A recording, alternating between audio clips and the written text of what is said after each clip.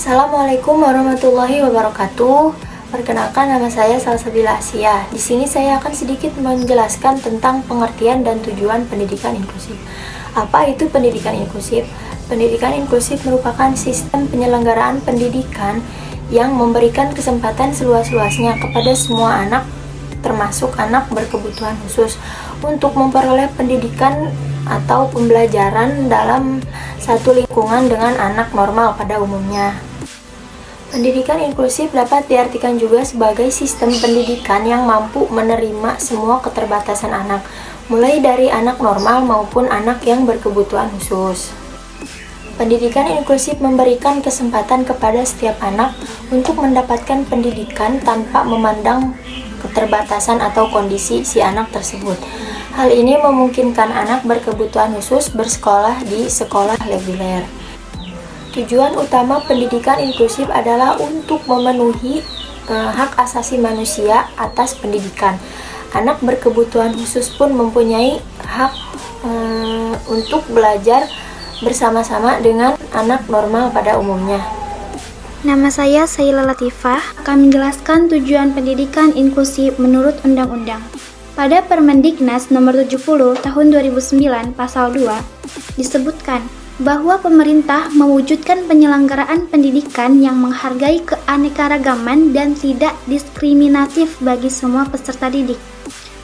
Peraturan tersebut menjelaskan bahwa pendidikan inklusif bertujuan memberikan kesempatan yang seluas-luasnya kepada semua peserta didik yang memiliki kelainan fisik, emosi, mental, dan sosial atau memiliki potensi kecerdasan dan atau bakat istimewa untuk memperoleh pendidikan.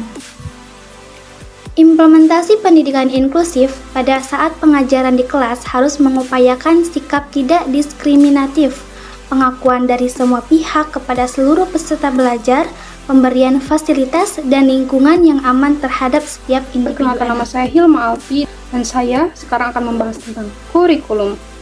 Jadi, kurikulum yang digunakan di sekolah inklusif tentu tidak hanya kurikulum umum ataupun reguler, karena kurikulum reguler hanya cocok untuk anak normal dan memiliki kemampuan homogen. Sedangkan bagi anak berkebutuhan khusus di sekolah inklusif seharusnya menggunakan kurikulum khusus yang telah disesuaikan dengan kebutuhan individual peserta didik anak berkebutuhan khusus.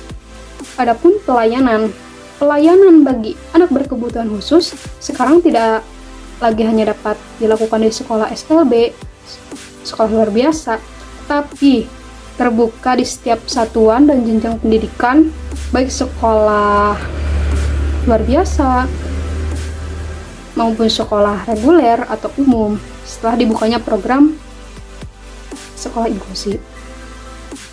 Dengan adanya kecenderungan kebijakan ini, para calon guru perlu dibekali materi mengenai betapa pentingnya pendidikan inklusif ketika mengajar.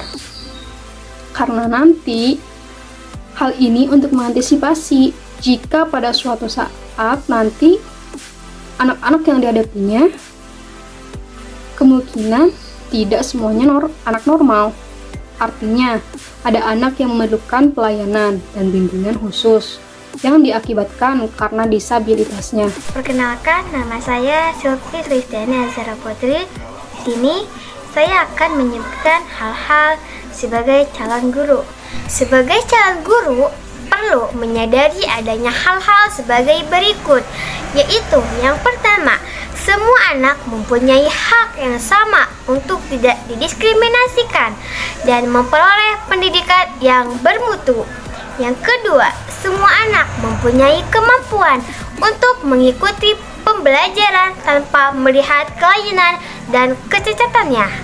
Yang ketiga, pembedaan merupakan penguat dalam meningkatkan mutu pembelajaran bagi semua anak.